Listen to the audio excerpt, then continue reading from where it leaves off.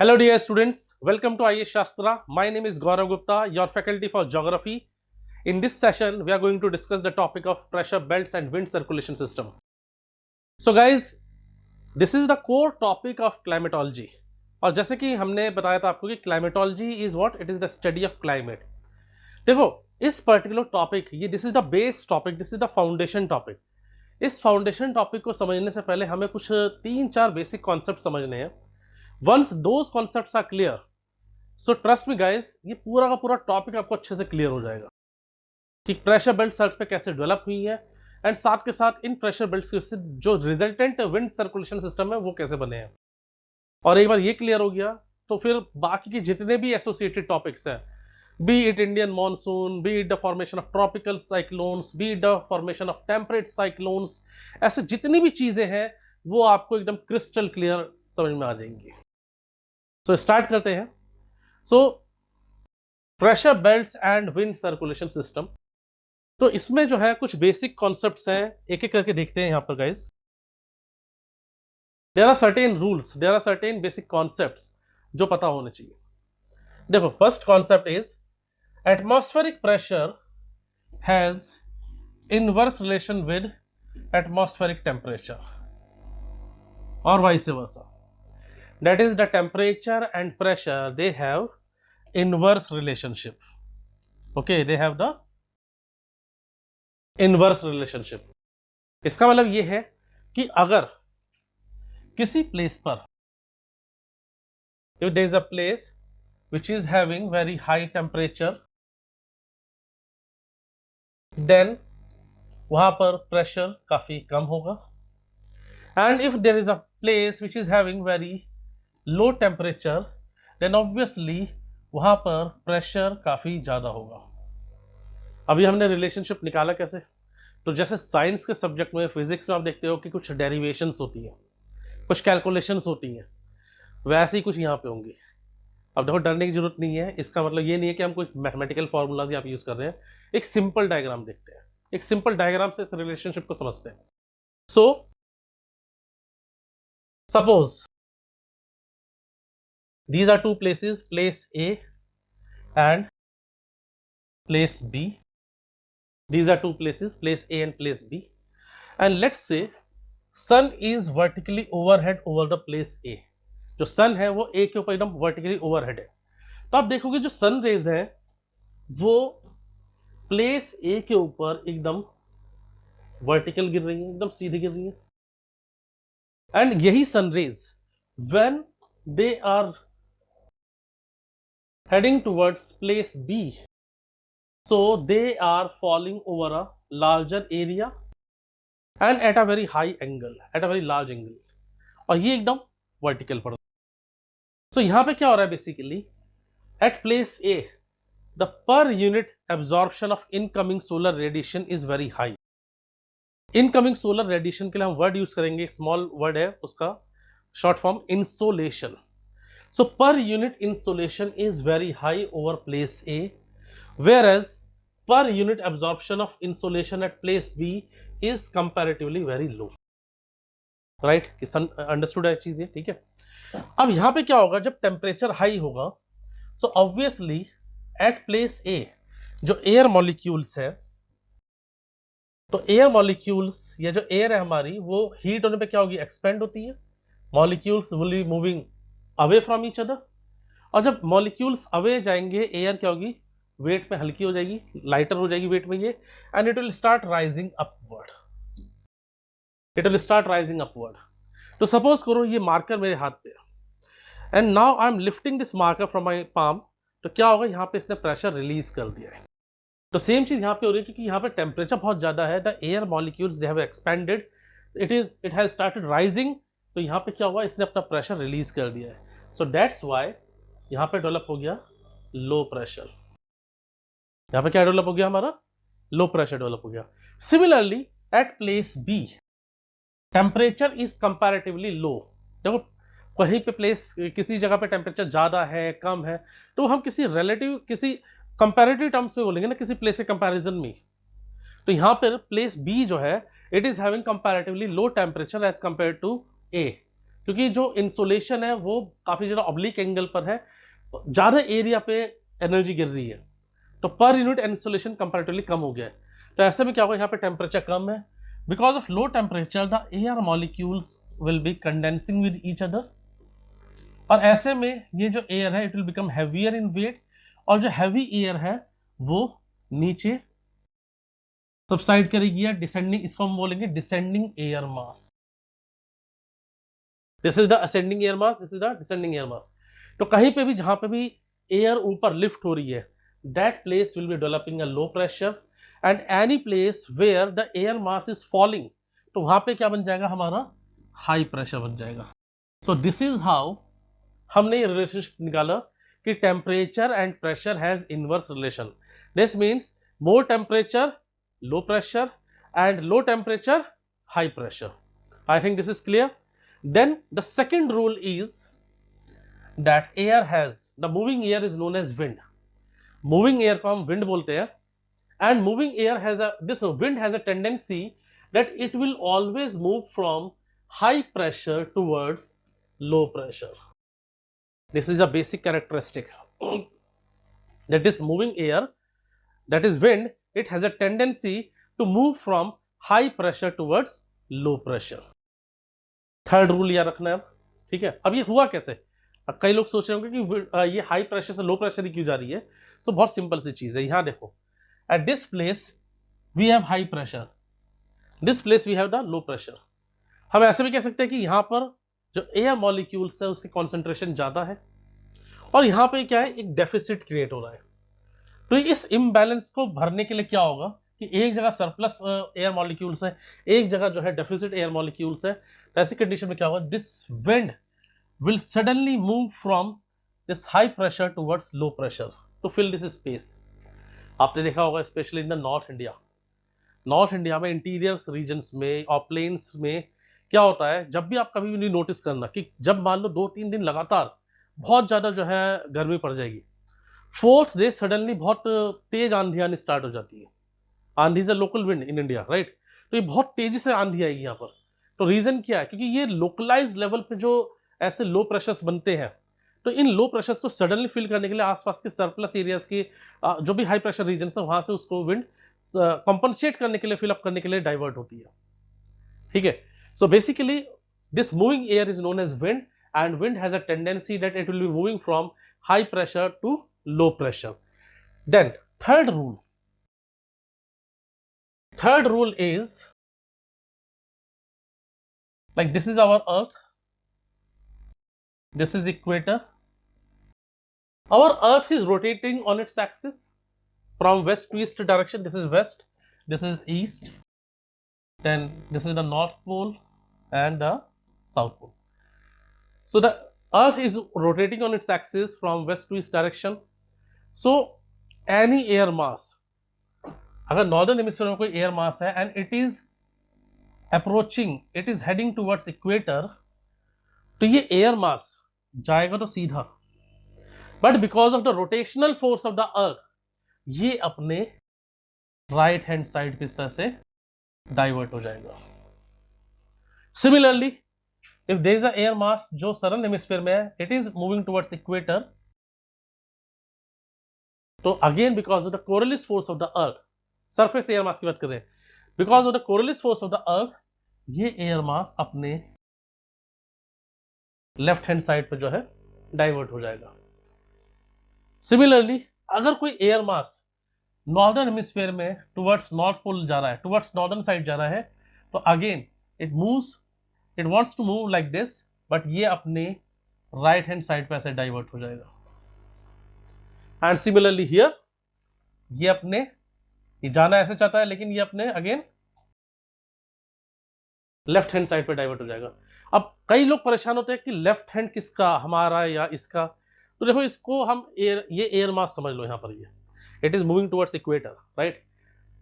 अब इमेजिन करो ये कोई प्लेन है, तो इस प्लेन का जो राइट विंग है वो इधर होगा, तो ये इधर मुड़ गया ऐसे ये कोई प्लेन है इधर ऊपर जा रहा है, तो ये इसका लेफ्ट विंग है।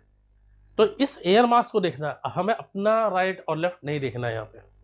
हाँ, पढ़ने के टाइम पे आप कुछ अपने तरीके के फंडेज बना सकते हो, but to be very precise and to be very clear, कि कोई कंफ्यूजन ना हो बाद में, तो इट्स बेटर कि आप इसको कंसिडर करो कि वो प्लेन है, ये कोई एयरक्राफ्ट है। तो ये उसका लेफ्ट विंग हो गया, ये राइट विंग हो गया। तो अपने ये लेफ्ट विंग की तरफ डाइवर्ट हो रहा है सदर्न हेमिस्फीयर में, एंड ये इधर नॉर्दर्न हेमिस्फीयर में। फॉर एग्जाम्पल यहाँ पे जैसे दिस इज ग्लोब, एंड हम इस ग्लोब को अच्छे से रोटेट कर देते हैं, ठीक है। अब आप देखोगे जब मैं ये मार्कर यहाँ रख रहा हूँ तो ये अपने राइट हैंड साइड पे चला जा रहा है, ठीक है। इसी तरीके से हमने इसको यहाँ रखा तो ये अपने लेफ्ट हैंड साइड पे चला गया ऐसे। फिर से दिखा देता हूँ मैं, सामने कैमरा में नहीं आया शायद ये,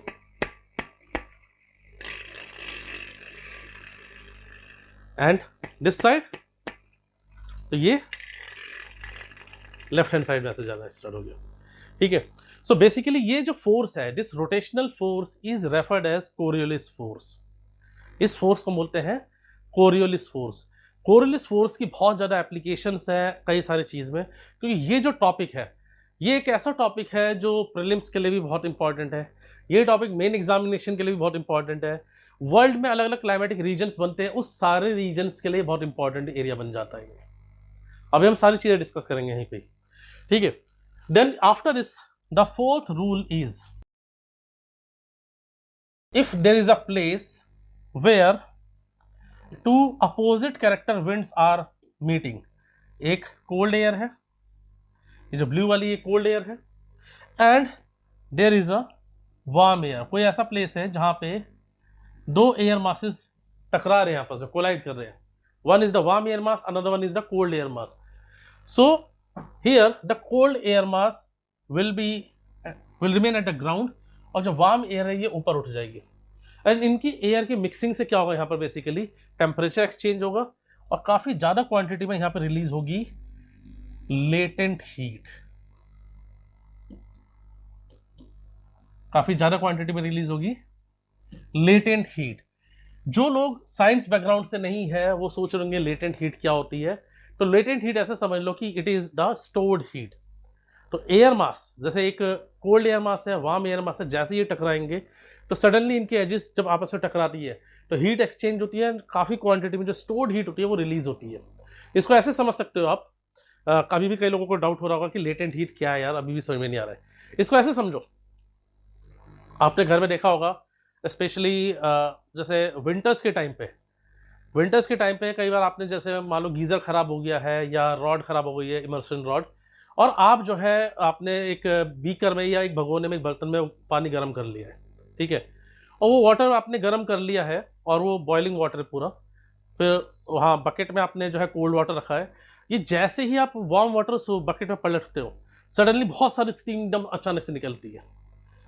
ये जो सडनली जो निकल रही है ये क्या है, बेसिकली ये उस जो वाटर बॉडी है उसका जो अंदर की जो स्टोर्ड हीट है वो सारी एकदम निकल रही है यहाँ पे। इन दिस प्रोसेस अब क्या होगा, वाटर का जो टेम्परेचर है वो नियर अबाउट ल्यूक वार्म हो जाएगा। ल्यूक वार्म वाटर से ही लोग नहाते हैं जनरली, तो राइट। सो बेसिकली ये लेटेंट हीट का कॉन्सेप्ट हो गया। सो ये चार बेसिक कॉन्सेप्ट्स हमें अभी फिलहाल के लिए पता होने चाहिए जब हम बात कर रहे हैं इस पर्टिकुलर टॉपिक के लिए। अब देखते हैं प्रेशर बेल्ट्स हमारी अर्थ पे डेवलप कैसे होती है, ठीक है। So here we have 5 pressure belts, ये दिख रही होंगे आपको। So first of all this one is the equatorial low pressure belt, यहां पर है subtropical high pressure belt. Then here we have the subpolar low pressure belt. This side we have the polar high pressure belt, and again here also we have the polar high pressure belt. ये हमारे अर्थ पे जो pressure belt है वो कुछ इस तरह से एग्जिस्ट करती है। अब ये डेवलप कैसे होती है वो हमारे लिए मेन कंसर्न है, इसको देखते हैं थोड़ा डिटेल में। सो गाइज वापस आते हैं स्क्रीन पे इस वाले पे। Our earth is a geoid shape planet. अभी तक आपने पढ़ा होगा the shape of earth is a spherical planet. So earth is basically a geoid shape planet. Geoid shape planet का मतलब क्या हो गया कि it is flattened on the poles and it is bulging on equator because of its rotational action, right. अब यहां पे आप देखोगे कि earth is bulging over the equators, poles पे थोड़ी फ्लैटेंड है, and here we have the sun, ठीक है। So guys these sun rays are falling straight over the equatorial region, और जैसे जैसे हम इससे दूर जा रहे हैं वैसे वैसे sun rays are falling on earth at a very larger angle, right.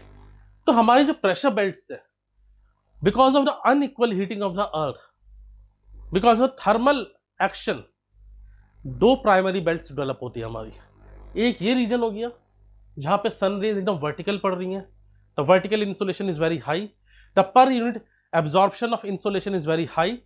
This will result in the development of a low pressure in this region, which is up to 10 degree north and 10 degree south. वहीं इसके opposite दूसरे आप north pole को देखोगे, south pole को, so these are the regions which are getting least sun rays.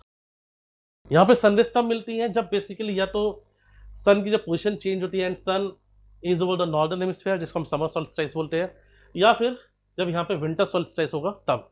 Otherwise these are the places which are getting, जब equinox position है तो these are the places which are getting least sunrays. तो least sunrays यानी बहुत कम temperature होगा, और जब किसी प्लेस में बहुत कम टेम्परेचर होगा so obviously it will be developing a very high pressure. So this is polar high pressure belt and this is also a polar high pressure belt. So these two belts, the equatorial low pressure belt and the polar high pressure belts, these are the thermally induced belts.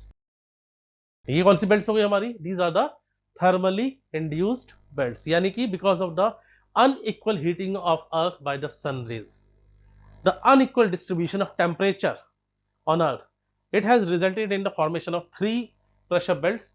First is the equatorial low pressure belt, then we have the polar high pressure belt, then we have the northern hemisphere polar high pressure belt या northern polar high pressure belt. अब guys थोड़ा आगे चलते हैं, इसी diagram को जो हमने अभी देखा था इसको एक दूसरे फॉर्म में बनाएंगे यहाँ पर, in which let us assume कि ये हमारी अर्थ की सरफेस है and this is 0 degree equator and this is 90 degree south pole and this is 90 degree north pole, right?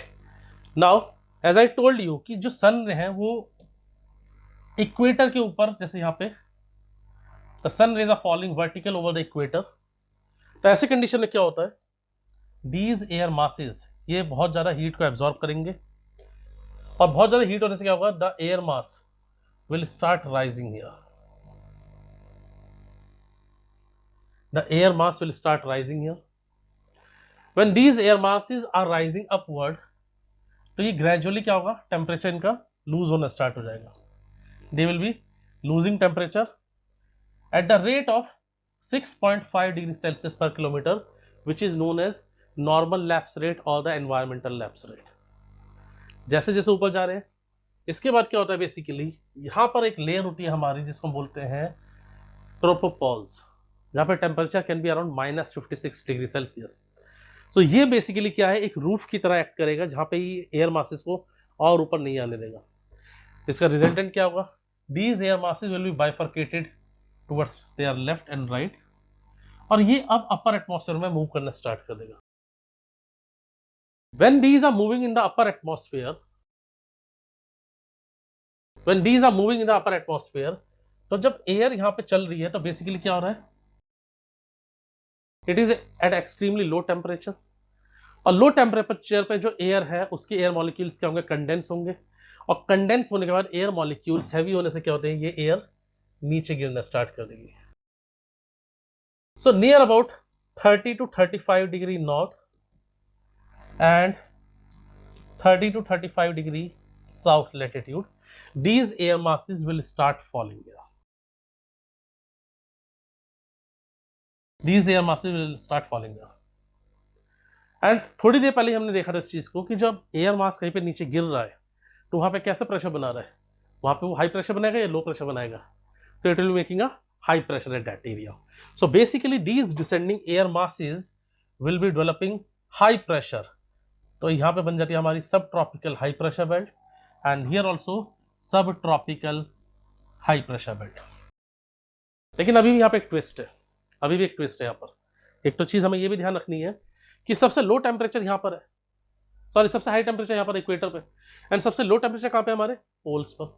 तो पोल्स पे क्योंकि सबसे लो टेम्परेचर है तो यहाँ पे क्या होगा, हाई प्रेशर है, and this side also we have the high pressure. जब ये विंड नीचे गिर रही है आके in this 30 to 35 degree north south latitude, जब यहाँ पे जो एयर मासेस नीचे आके गिर रहे हैं तो अर्थ अपने रोटेट भी कर रही है। बिकॉज ऑफ रोटेशन एक ब्रांच तो वापस इधर ही जाएगी लो प्रेशर रीजन की तरफ इक्वेटर के, लेकिन there will be another branch जो इधर बाइफरकेट होके जाएगी नॉर्थ की तरफ और इधर ये जाएगी साउथ की तरफ, right.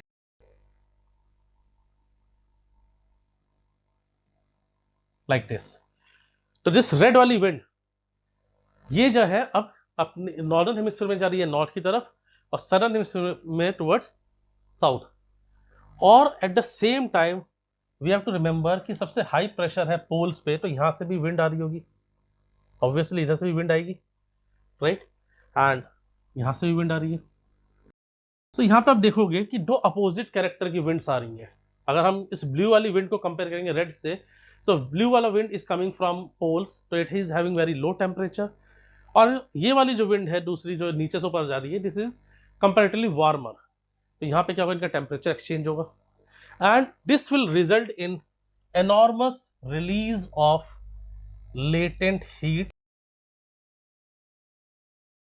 This will result in enormous release of latent heat, और ये एयर मासेस ऊपर उठना यहाँ पे स्टार्ट कर देंगे। ऊपर उठते हुए ये एयर मासेस दोबारा कट ऑफ होंगे, डिवाइड बाइफरकेट होंगे दो पार्ट्स में। One will be falling over the equator, one will be falling over the polar region and another will be moving towards the right hand side like this. Same thing is happening here also. Release of latent heat, and one branch is bifurcated again towards pole and another moving towards the lower latitude region. So here you can see that there is an entire circulation, there is a kind of cells which have been developed here, ठीक है। अब यहाँ पे latent heat release हुई है बहुत ज्यादा। कौन सा लेटीट्यूड है ये, around 60 to 65 degree north and 60 to 65 degree south latitude. यहाँ पे बहुत ज्यादा लेटेंट हीट रिलीज हुई है। बिकॉज लेटेंट हीट रिलीज हुई तो क्या होगा, यहाँ पे टेम्परेचर कंपेरेटिवली ज्यादा हो जाएगा, और जब टेम्परेचर ज्यादा है तो प्रेशर क्या होगा, कम हो जाएगा। तो कम प्रेशर कम हो गया है तो यहाँ डेवलप हो जाएगा हमारा सब polar low pressure belt and सब polar low pressure belt. So here you can see very clearly कि यहाँ पर तीन बेल्ट्स तो ऐसी हैं जो थर्मली इंड्यूस्ड बेल्ट्स हैं। These are the thermally induced belts, equatorial low pressure belt, then we have the this polar high pressure belt of northern hemisphere and polar high pressure belt of the southern hemisphere. So there are three thermally induced belts. Apart from that, we have four dynamically induced belts. That is the subtropical high pressure belt of southern hemisphere and northern hemisphere 2, and subpolar low pressure belts of northern and southern hemisphere. Right? Guys, यहाँ पे एक और चीज ध्यान रखनी है कि when these winds, इस रीजन की बात कर रहे हैं यहाँ पे हम, तो जब winds इधर पहुंचती हैं, when winds are approaching towards equator, so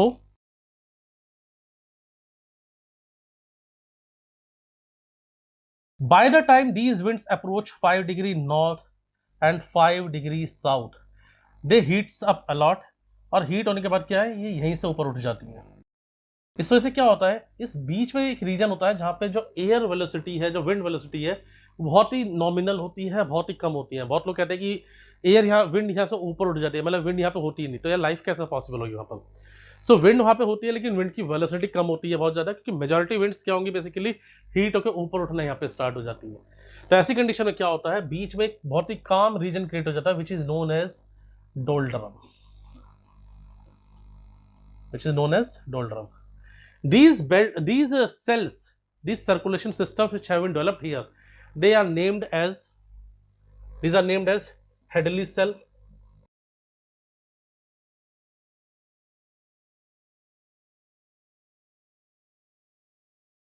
Then we have the parallel cell.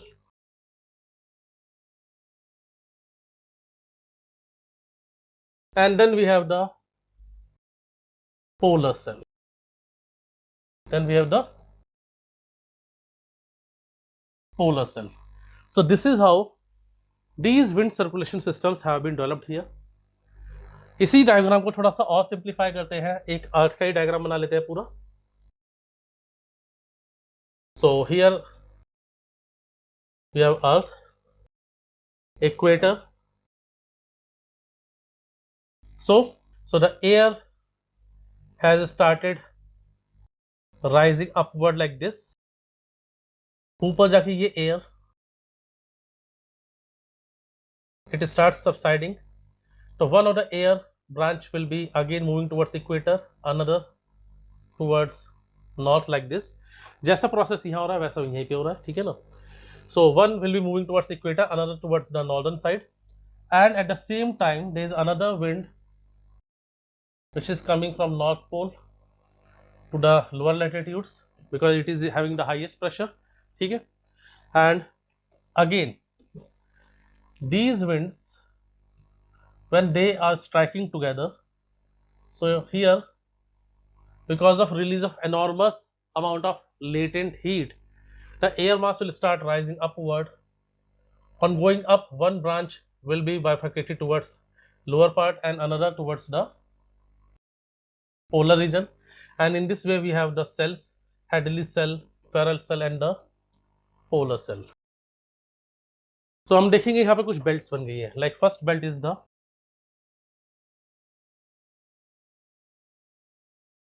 equatorial low pressure belt. Then in this region, that is around 30 to 35 degree north and 30 to 35 degree south, we have the subtropical high pressure belt. Subtropical high pressure belt. Here we have the polar high pressure belt, polar high pressure belt. So first we have the wind which is moving towards equator, and because of its Coriolis force ये अपने right hand side पे turn हो जा रही है.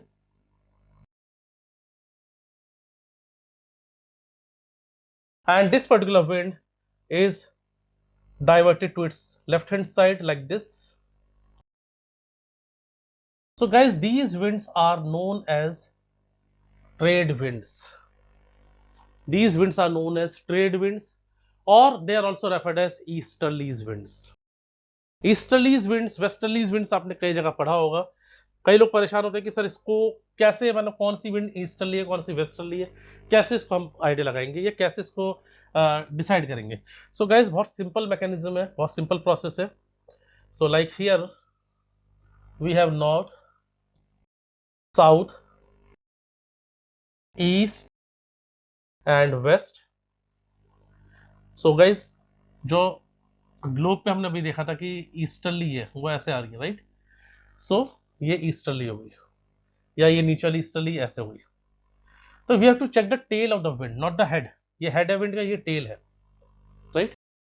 Tell of the wind is towards the eastern side. तो either we can call it south eastern wind, और इस वाली को हम कह सकते हैं north eastern wind. North easterly और साउथ ईस्टर्ली, राइट. ऐसे ही पीछे चलते हैं वापस. तो ये विंड्स है हमारी ट्रेड विंड्स. ट्रेड विंड्स एक लैटिन वर्ड है Trudeau, which means constant direction. अब ये जो विंड्स हैं दे आर ट्रैवलिंग मोर और less in a constant direction through out the year. तो इसलिए इसका नाम ट्रेडो से वो निकल के आ गया ट्रेड विंड्स, ठीक है. कई लोग कहते हैं कि ट्रेड में हेल्प करती थी इसलिए ट्रेड बोल देते हैं, लेकिन वो हिंदी ट्रांसलेशन है, वो जो थोड़ा सा टेक्निकली इनकरेक्ट है. ट्रेडो वर्ड से ट्रेड विंड बनी है, ठीक है गाइज. इसके बाद यहाँ पे जो विंड है जो ऊपर जा रही है, अब इसको देखते हैं. ये जो विंड ऊपर यहां जा रही है ये है हमारी westerlies winds. These are the westerlies winds.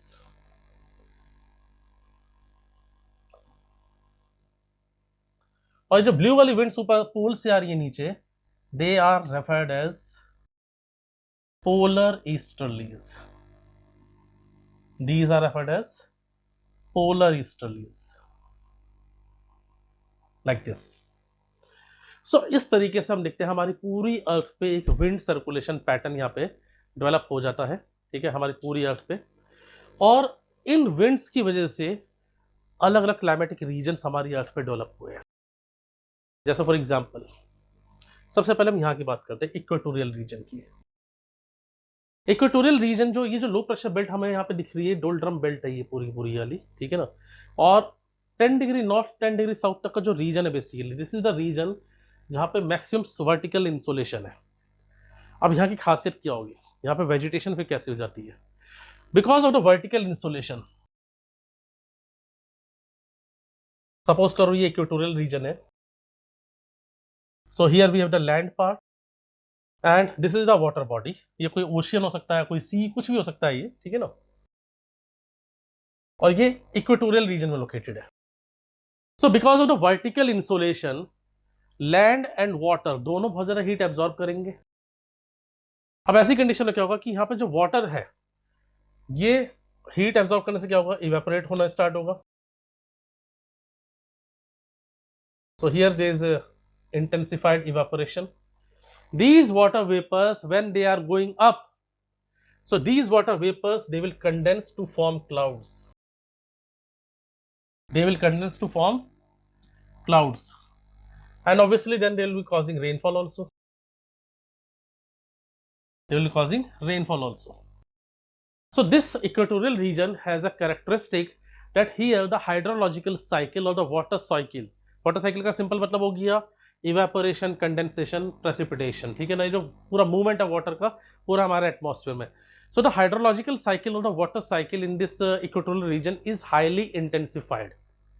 अब आप एक चीज ऑब्जर्व करो कि यार इस रीजन की खासियत क्या है. सफिशिएंट सरप्लस क्वांटिटी में सनरेज है यहाँ पे, सरप्लस क्वांटिटी में वाटर है यहाँ पे, क्योंकि यहाँ पे ये रेनफॉल जो डेली बेसिस पे होती है, साइक्लिक रेनफॉल है. ये ऐसी रेनफॉल को हम बोलते हैं convectional rainfall. So this region is getting maximum convectional rainfall. अगर हम पूरे अर्थ की बात करते हैं लैटिट्यूड वाइज, तो सबसे ज्यादा रेनफॉल जो होती है वो होती है हमारे इक्वेटोरियल रीजन में. ठीक है. तो बेसिकली क्या होता है, कन्वेक्शनल रेनफॉल यहाँ पे इस रीजन को मिल रही है. अब जो यहाँ पे प्लांट्स होंगे या कहीं पे भी कोई प्लांट होता है, उसको ग्रो होने के लिए क्या चाहिए, दो बेसिक नीड्स चाहिए. एक है सनरेज और दूसरी क्या है, वाटर, मॉइस्चर. दोनों ही सरप्लस क्वांटिटी में. इसकी वजह से क्या होगा, basically there is exceptional growth of plants and vegetation here. जो वेजिटेशन है they have very thick canopy cover. These trees itself they have competition to get maximum sunlight. जिसकी वजह से क्या होता है, they are exceptionally very tall. For example rosewood, mahogany, ebony. So these trees are exceptionally very tall. Second thing, because यहाँ पे water जो है ट्रीज ने बहुत एब्जॉर्ब किया है, तो इनके फाइबर्स काफी ब्रॉड हो जाते हैं ट्रीज के. तो ब्रॉड फाइबर वाले जो ट्रीज होते हैं ये हार्डवुड ट्रीज बन जाते हैं. So these regions are having hardwood trees. For example cabinet wood, iron wood. ठीक है. अब ये जो ट्रीज होते हैं, इनकी जो वुड है बेसिकली उसकी इकोनॉमिक सिग्निफिकेंस कम होती है. It can be use for making railway sleepers और कंस्ट्रक्शन पर्पज के लिए यूज कर सकते हैं उसको. It cannot be, or at a very low scale it may be used for making furnitures.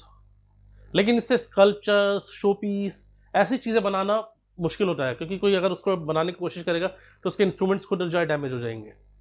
So basically क्या होता है, these regions are having very dense forest. The forest are very, the trees are very tall, they have very thick canopy cover and the density is so such कि जो sun rays है वो इसके ground तक नीचे नहीं पहुंच पाती. इसकी वजह से क्या होगा, इसकी वजह से गाइज जो स्मॉल प्लांट्स होते हैं, now they are getting very less और नो सन रेज.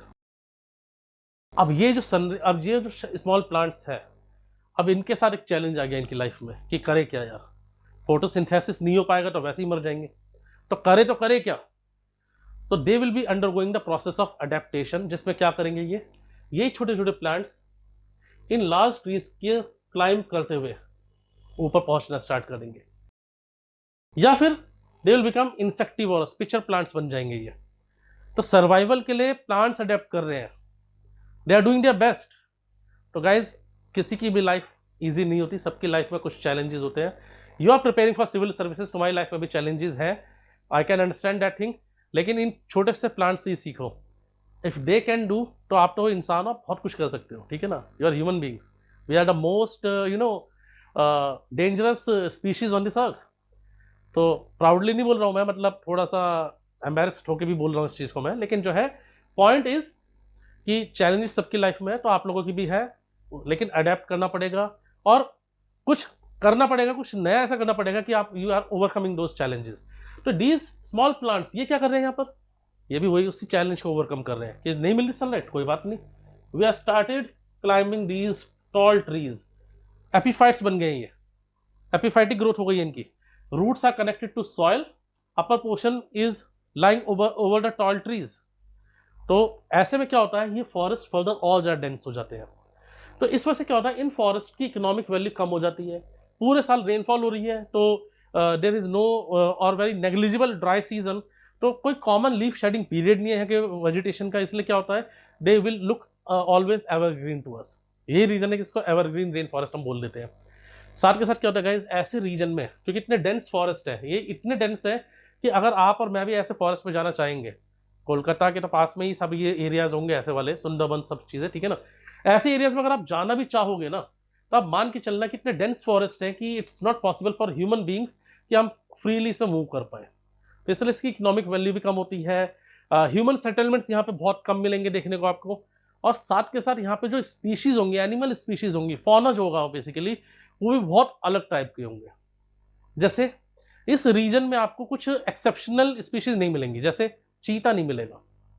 चीता is the fastest running animal, कहाँ बेचारा भाग पाएगा। इंडिया में हम लाए चीता, उनको ओपन स्पेस दिया है, वो भी उनके हिसाब से जो है डेंस लग रहा है ज़्यादा, तो ऐसे में तो सर्वाइव ही नहीं कर सकता। पता चला भाग रहा था शिकार हंटिंग के लिए और दो चार पेड़ से टकरा के खुद इसका सिर फ्रैक्चर हो गया एंड खुद ही बेचारा शिकार हो गया वो। तो चीता you will not find here, चीता, जिराफ नहीं मिलेगा यहाँ पर, ऐसे लार्ज हर्ड्स वाले एनिमल्स यहाँ पे नहीं मिलेंगे क्योंकि it's not feasible for them. यहाँ पे क्या मिलेंगे आपको, large varieties of reptiles, insects, birds and primates. Primates की वैरायटी मिलेंगी, spider monkey, chimpanzee, gorilla, orangutan, anything, मतलब just name these primates, you will be having them here. So basically, coming back to the part, this particular region is basically dominated with these kind of vegetations. Easterly winds का जो ये वाला section यहाँ पे दिखाई दे रहा है, यहाँ पे अगर मान लेते हैं कि जैसे कॉन्टिनेंट है कोई, so this is the continent. So when these winds are approaching the continent, there they are called as onshore winds. जब ये ट्रेड विंड्स इस कॉन्टिनेंट की तरफ अप्रोच कर रही हैं, at this point of time they are referred as onshore winds, यानी onshore आ रही हैं, एंड उससे पहले वाटर बॉडीज है, तो they will be absorbing moisture also. So when these winds are reaching to the eastern side of the continent, वहां पे ज्यादा रेनफॉल करेंगी। यही रीजन आप देखोगे, कोई भी कॉन्टिनेंट पूरा मैप उठा के देख लो आप, कॉन्टिनेंट्स की ईस्टर्न साइड पे आपको ग्रीन ग्रीन कलर ज्यादा दिखाई देगा। रीजन बहुत सिंपल है, क्योंकि they are under the influence of the eastern winds. मैं इन्हीं लैटिट्यूड के बेसिस पे बोल रहा हूँ, ठीक है। इन द सेम वे इन्हीं कॉन्टिनेंट्स के वेस्टर्न साइड को आप देखोगे तो you will be having maximum deserts on the western side of the continents, क्योंकि ये विंड जब तक वेस्टर्न साइड तक पहुंचती है ड्राई हो जाती है, so they will be causing very less or no rainfall. So these are the areas which are either arid or the semi arid regions. बीच में क्या होगा, एक तरफ हमने देखा ईस्टर्न साइड पे डेंस वेजिटेशन हो जाएगी बिकॉज ऑफ हैवी रेनफॉल, इधर हो जाएगी xerophytic vegetation because dry conditions हो जाएंगी, एंड जो सेंट्रल एरिया आपको गाइस दिखाई दे रहा है ना, ये सेंट्रल एरिया में बनेंगे ग्रासलैंड्स, मिक्स वेजिटेशन होगी, क्योंकि रेनफॉल कम भी नहीं है ज़्यादा भी नहीं है, तो मिक्स टाइप ऑफ वेजिटेशन हो गई जिसमें ट्रीज और ग्रासलैंड्स दोनों है, with the dominance of grasslands. इनको बोलते हैं सवाना ग्रासलैंड्स, इनको क्या बोलते हैं हम, savanna grasslands, and these savanna grasslands, they are referred as abode of wildlife. You just name any species, well, majority of the species you will be finding in this region, savanna grasslands. These savanna grasslands, they are famous for their big country games, that is the lion fight. So guys, after this, ये तो हमने trade winds के बारे में यहाँ पे बात करी, ठीक है। इन्हीं लैटिट्यूड, जिस रीजन्स, जिन लैटिट्यूड्स में ये फ्लो हो रही है, in the latitudes in which they are blowing, these latitudes are also referred as horse latitudes. Horse latitudes की कहानी भी बड़ी इंटरेस्टिंग है। सिंपल था, क्योंकि जो विंड है, ये पुराने ज़माने में जो शिप्स होते थे, they were using those clothes sail. तो क्या होता था कि कई बार जो शिप्स थे वो विंड के इन्फ्लुएंस में डोल्ड्रम के एरिया में पहुंच जाते थे। And I told you, doldrum जो एरिया है डोल्ड्रम का, वहाँ पे विंड वेलोसिटी या विंड इंटेंसिटी बहुत कम होती है, तो ये शिप्स यहाँ पे फंस जाते थे। तो पुराने ज़माने के जो बड़े ट्रेडर्स होते थे, जिनके पास ऐसे बड़े बड़े शिप्स होते थे, तो जिस कंट्री में वो जा रहे होते थे, वहाँ पे लोकल ट्रांसपोर्ट के लिए वो खुद ही अपने साथ हॉर्सेस कैरी करके जाते थे। तो होता क्या था बेसिकली कि जब कभी ऐसे डोल्ड्रम में फंसने की चांसेस बनते थे, तो इतने बड़े बड़े शिप को जल्दी से मोड़ने के लिए उनको लाइट वेट करना पड़ता था, वेट में हल्का करना पड़ता था। तो ये क्या करते थे, सारे हॉर्सेस को उठा उठा के पानी में फेंक देते थे। तो इन लैटिट्यूड्स में बहुत कॉमनली जो है लोगों को हॉर्सेस की कैरकेसेस यानी डेड बॉडी या कुछ ऐसी चीज़ देखने को मिलती थी, डेड रिमेन्स, तो इसलिए नाम ही पड़ गया horse latitude. Now coming to this particular portion, ये है हमारी westerlies winds. These red ones, these are the westerlies winds. Westerlies winds continent के वेस्टर्न साइड से एंटर कर रही है, और यहाँ पे हम देखेंगे इसका एग्जांपल हो गया जैसे British type of climate, Mediterranean type of climate. Western countries जैसे आप देखोगे, यूके हो गया या यूरोप का वेस्टर्न पार्ट हो गया, तो वहां पे आप देखेंगे कि they are under the influence of westerlies winds. अब ये वहां पे ऑन शोर है, तो ये वहां पर रेनफॉल करेंगी, बट ये रेनफॉल कंपैरेटिवली कम होती है, मतलब शावर फॉर्म ऑफ रेनफॉल होती है जिसको बोलते हैं drizzle. And this type of rainfall is very suitable for citrus crops, citrus fruits. यही रीजन है कि इन कंट्रीज में आप देखेंगे तो these are the leading producer of oranges, grapes, जैसे कि Israel is famous for sunkissed orange, ठीक है। In the same way France, Germany, Spain, these are the leading producer of wine. In fact France में एक डिस्ट्रिक्ट है, उसका नाम है शैम्पेन, और शैम्पेन का ही एक प्रोडक्ट है जो पूरे वर्ल्ड में इंक्लूडिंग इंडिया शैम्पेन का नाम से ही बिकता है, पता होगा कई लोगों को। Okay, so basically that is based on a name of a district champagne. तो होता क्यों है कि भाई ग्रेप्स है, सरप्लस में प्रोडक्शन हो रहा है, तो मे बी जब भाई उनके पास स्टोरेज कैपेसिटी से भी ज़्यादा प्रोडक्शन है, तो क्या करेंगे, फर्मेंट हो गया, वो खराब हो गया, चलो अब क्या बना सकते हैं, सेकेंडरी प्रोडक्ट बना लेते हैं। Concept of ketchup, tomato ketchup, क्योंकि टोमेटो फेस्टिवल यहाँ पे होंगे, आपने मूवीज देखी होंगी, जैसे कौन सी थी, जिंदगी ना मिलेगी दोबारा, उसमें दिखाया था टोमेटो फेस्टिवल, राइट। तो बम्पर प्रोडक्शन इतना ज़्यादा है कि ये उसको वेस्ट कर देते हैं, उसको ऐसे एक दूसरे में फेंक के जो है सेलिब्रेट कर लेते हैं, क्योंकि आप कहेंगे कि यार सर मार्केट में तो बेच सकते हैं, तो डिमांड से ज़्यादा मार्केट में बेच देंगे तो क्या होगा, उनकी जो प्राइसेस क्रैश हो जाएंगे, तो मार्केट में नहीं बेचेंगे उसको, किसी को ऐसे फालतू में नहीं देंगे, वो कहेंगे यार इसको एक दूसरे को फेंक फेंक के खत्म कर लेते हैं, ठीक है। They have to maintain their economics also, right. So anyways, westerlies winds northern hemisphere में भी, मतलब ये नॉर्दर्न हेमिस्फीयर में भी चल रही है, सदर्न हेमिस्फीयर में भी, ठीक है ना। बट ये जो वेस्टर्लीज विंड्स है, ये सदर्न हेमिस्फीयर में बहुत ज्यादा हाई इंटेंसिटी के साथ चलती है। इसका रीजन बहुत सिंपल है कि जो मेजॉरिटी हमारा जो लैंड मास है, मेजॉरिटी जो हमारा लैंड मास है, वो आप देखेंगे तो वो हमारे सदर्न हेमिस्फीयर में ज्यादा है। Majority of the land mass is located in the southern hemisphere, northern hemisphere, sorry, majority of the land mass is located in the northern hemisphere. Southern hemisphere में लैंड मास कंपैरेटिवली काफी कम है। तो इस वजह से क्या होता है कि when these winds are blowing, when these winds are blowing in the southern hemisphere, तो इनको बहुत ज्यादा ऑब्स्ट्रक्शन फेस नहीं करना पड़ता है। तो because there is very less obstruction, so these winds blow with a very great regularity. That's why इन विंड्स को 40 डिग्री साउथ लैटिट्यूड में हम बोलते हैं roaring 40s। They are known as roaring 40s in 40 degree south latitude. They are known as furious 50 in 50 degree south latitude, and they are known as shrieking 60s in 60 degree south latitude. Exam में क्या होगा, paper में आपको question examiner कैसे देगा, वो लिखेगा these westerlies winds. These westerlies winds, they are also referred as roaring 40s, furious 50s and shrieking 60s in 40 degree, 50 degree and 60 degree north south latitude. पूरा नॉर्थ साउथ नहीं लिखेगा, NS करके लिख देगा. अब वहां पे क्या होता है, क्योंकि आपने पढ़ा था कि रोरिंग 40s भी बोलते हैं वेस्टर्लीज को, फ्यूरियस 50 भी बोलते हैं, श्रिकिंग 60 भी बोलते हैं. लेकिन आप ये मतलब हो सकता है revision, because of lack of revision, और या हो सकता है कि ब्लंडर मिस्टेक ही कर दिया आपने कि आपने ये जो N साथ में जोड़ा था उस पर ध्यान नहीं दिया. तो they are known as roaring 40s, furious 50s और shaking 60s only in the southern hemisphere, not in the northern hemisphere, right. लेकिन यूपीएससी क्या करेगा, बिल्कुल ऐसे ही ट्रैप करेगा, स्टेटमेंट दे देगा. एंड यार सीधी सी बात है, 2 आवर्स में आपको जो है 100 क्वेश्चन अटेम्प्ट करने हैं, ठीक है. तो ऑब्वियसली सीधी सी बात है कि आप क्वेश्चन तो सारे ही पढ़ोगे, ये नहीं कहा जाता कि 100 के 100 करने हैं. अगर वो करेंगे तो सबसे बड़ी आप सुसाइडल स्टेप उठा रहे हो, ठीक है ना. तो बेसिकली क्या है कि क्वेश्चन कई बार क्या होता है कि स्टूडेंट्स दे में miss out these basic letters here. Eight the same time guys, एक और चीज यहाँ पे ध्यान रखनी है हमें. यहाँ पे वेस्टर्लीज विंड्स है, ऊपर ये पोलर ईस्टर्लीज है.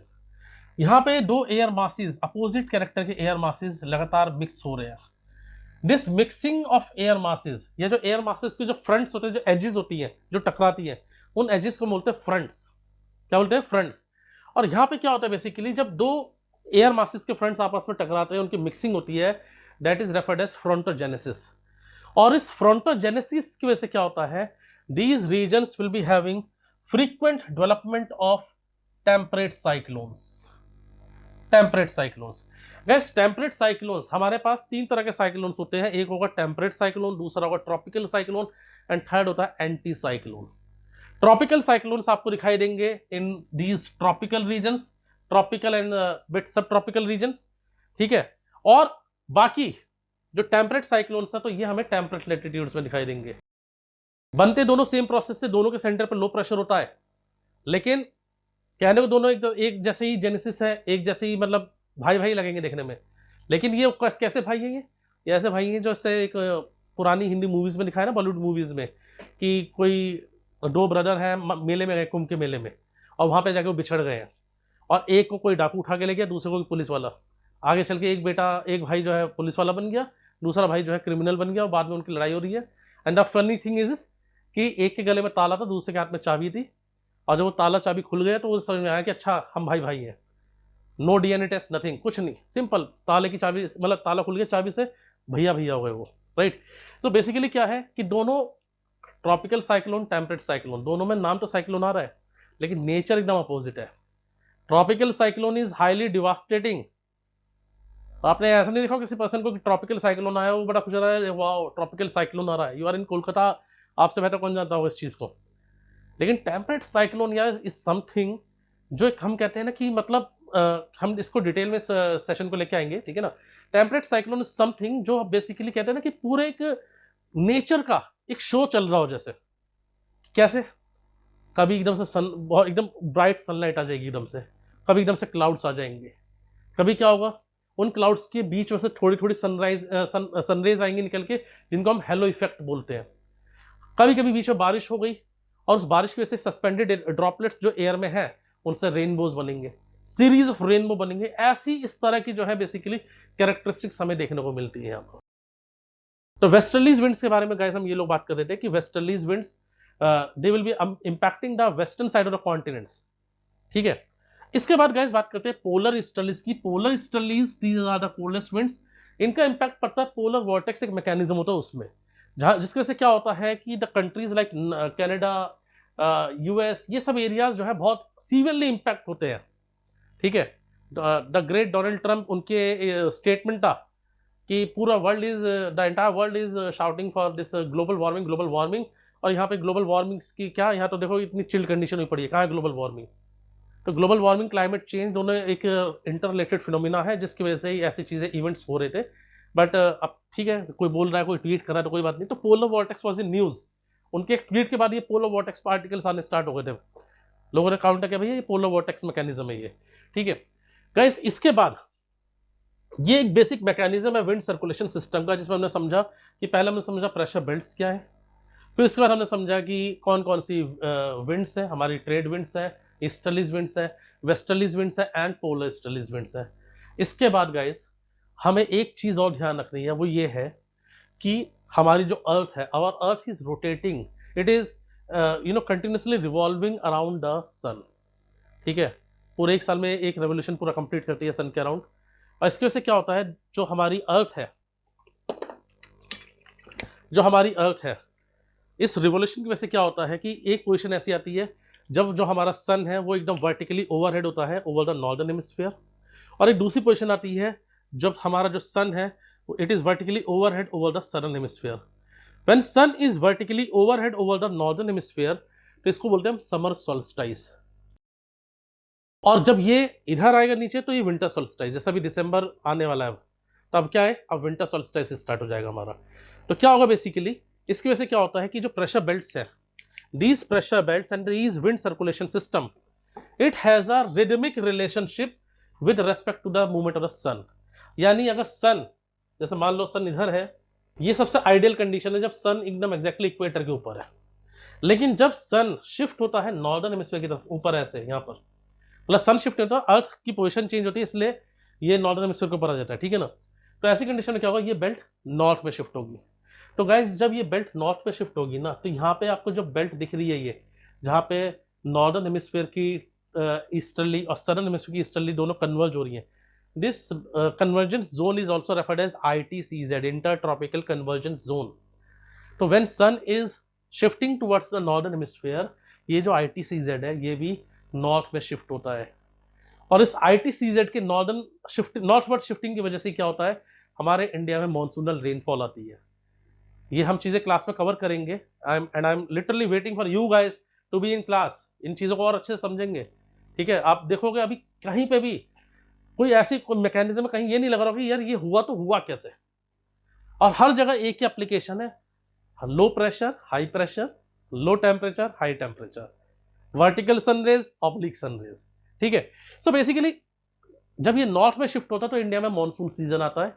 मानसून एक बड़े मजेदार टॉपिक है, मैंने पहले भी कई बार आपको बोला कि मानसून के टॉपिक इज समथिंग जैसे हमारे इंडिया में जो टीवी सीरियल्स चलते हैं, एक मेन टीवी सीरियल होगा, उसमें कुछ कैरेक्टर्स होंगे जो अपना काम कर रहे होंगे, और फेस्टिवल जब आने वाला होता है, दिवाली आ रही है, कोई ऐसा बड़ा फेस्टिवल आ रहा है, तो क्या करेंगे, आसपास के जो उसी टाइम उसी चैनल के 2-4 और छोटे छोटे सीरियल्स हैं, सबको एक जगह क्लब करके एक महा एपिसोड बना देंगे।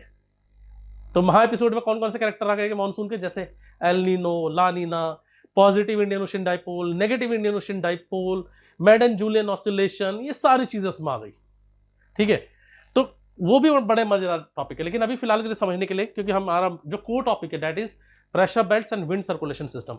So these wind circulation belts, these wind belts are not static, rather they have a rhythmic relationship with respect to the movement of the sun.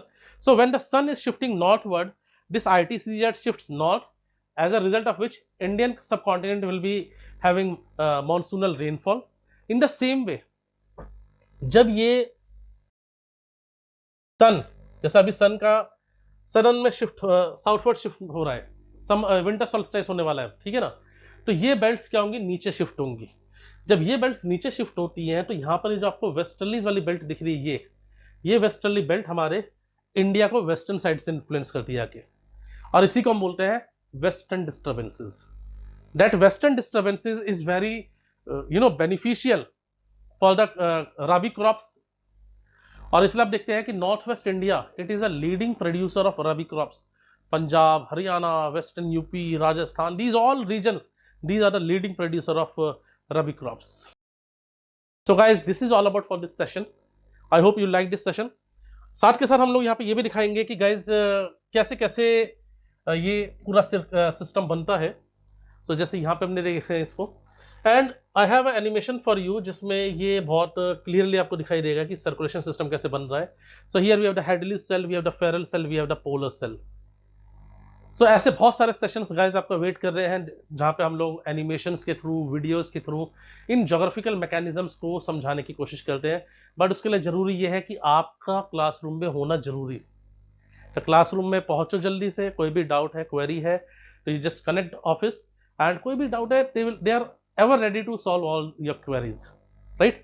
So guys, thank you so much. Thank you so much for being with us, and see you soon in the next session. And by that time, very keen to see you guys in our class. Bye bye, take care.